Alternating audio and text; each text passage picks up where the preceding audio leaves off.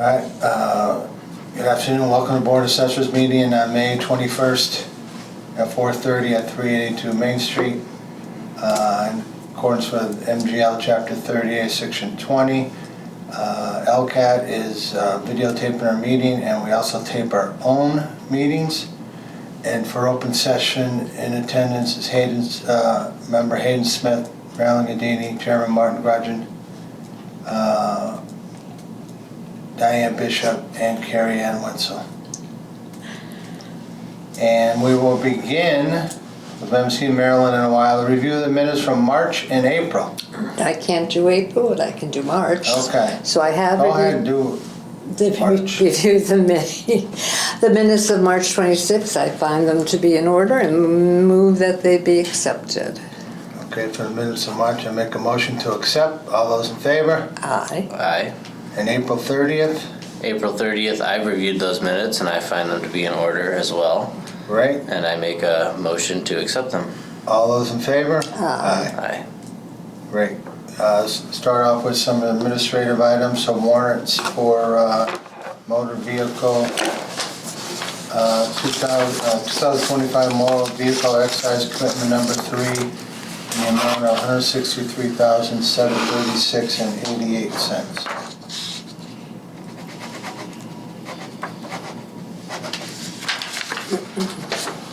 Fiscal year 25 personal property omitted warrant number 2 in the amount of $190.17.84. What is that for? That was for the company that lost their manufacturing status. Okay. We have a couple of reports. Motor vehicle excise abatements from 2023, 24, and 25 for April, in the amount of $12,077.18. There we go. Fiscal 25 real estate exemptions for April in an amount of $5,035.65 and CPA of $50.36. Okay, that's total. Let me see.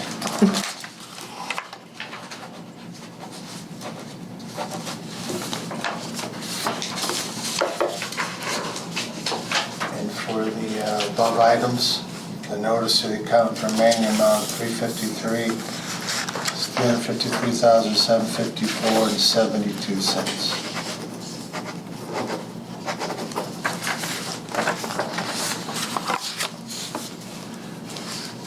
And we have the LA3 sales report for the month of April. A few more sales than the previous month. They're pretty much all non-arm's length. Yeah, and the one at arm's length are low assessment of sale ratio, none above 100. Meaning people are still paying over asking, not over assessment, and would indicate that values are still leaking up for this moment.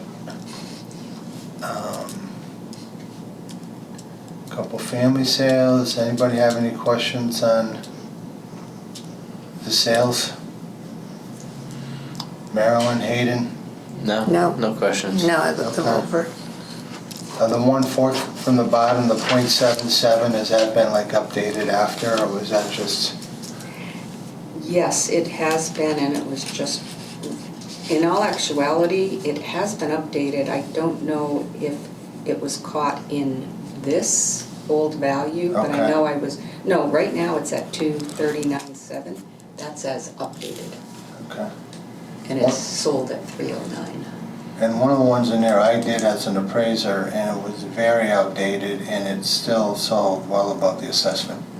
So the sign of the market is still seller's rule.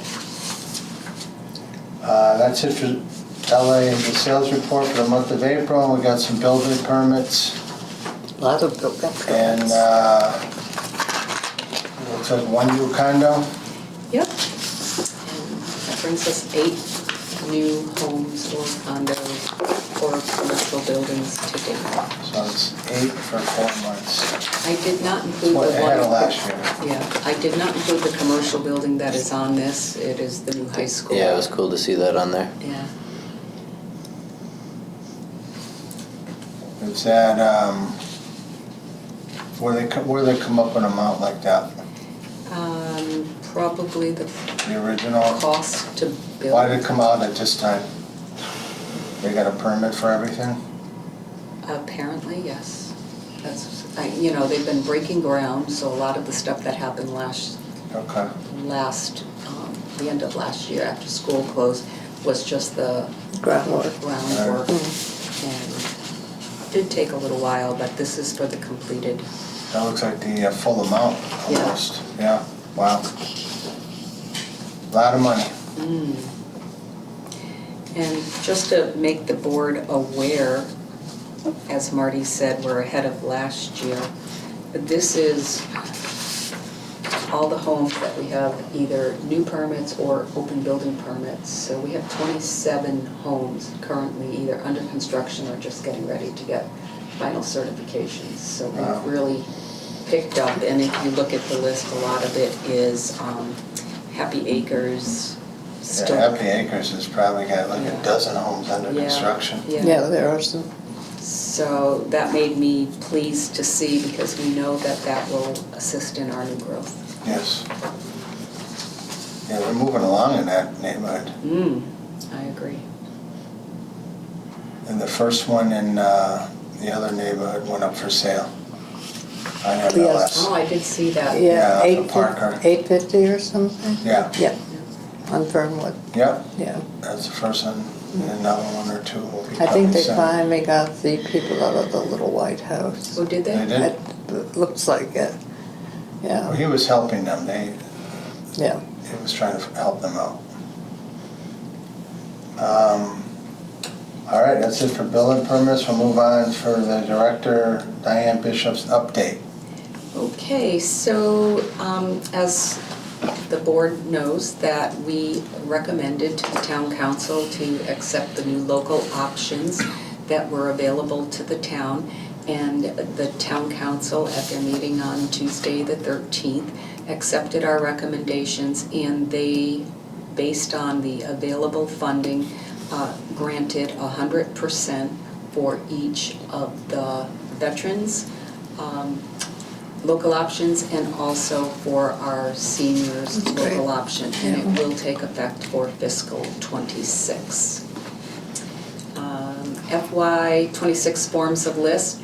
When I wrote this, I said I'm 2/3 of the way through. I'm very happy to say that I completed the last one today. Okay. So those are, I'm done reviewing and updating. Now we're just dealing with the newer personal property accounts.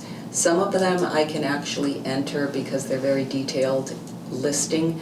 Others we will be sending our data collector out to pick up and maybe even assist the new business owner of what they're supposed to be reporting to us.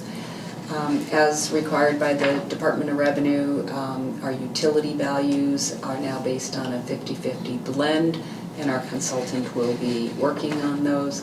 And central values for telephone and pipeline should come out mid-June, and so we should finally have all of the values ready for personal property to start our interim adjustment.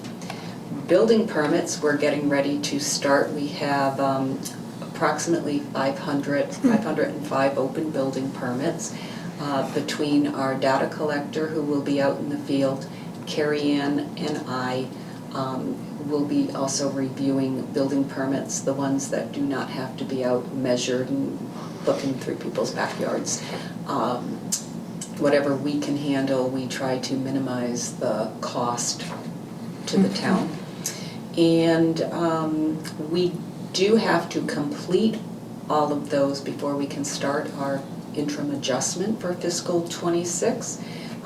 So once we have entered all of the building permits and we've picked up the new growth, then our consultant can then work on any shift in values that may have occurred due to sales that took place last year.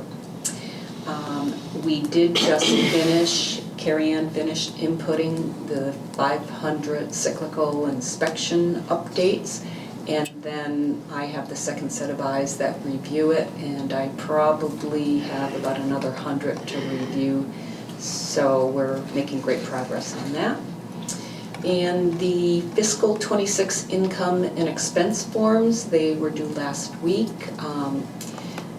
We struggle to get people to return them. We're at about a 40% Wow. return rate. But they are still trickling in, and I really recommend that if a commercial property owner hasn't submitted it yet, to try to get it in as soon as possible. The information provided assists our office in making sure that we are using current market trends as we're assessing commercial and industrial properties.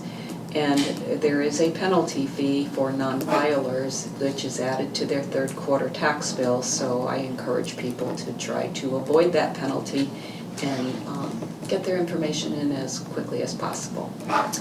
And that's what I have. Great. And only 40%, huh? Wow. No. We have 128 out of 326. We're usually over 50. 186. Are we usually over 50? Usually we're right around 50. Yeah. We'll see. We might still, people are still, we are accepting them by email, et cetera. We've had phone calls, so they are still coming in. They were due like the 15th, so it's only the 21st. Okay. All right, thanks for the update, Diane. You're welcome. Back to open session. We have fiscal 26 farmland valuation advisory commission recommended values.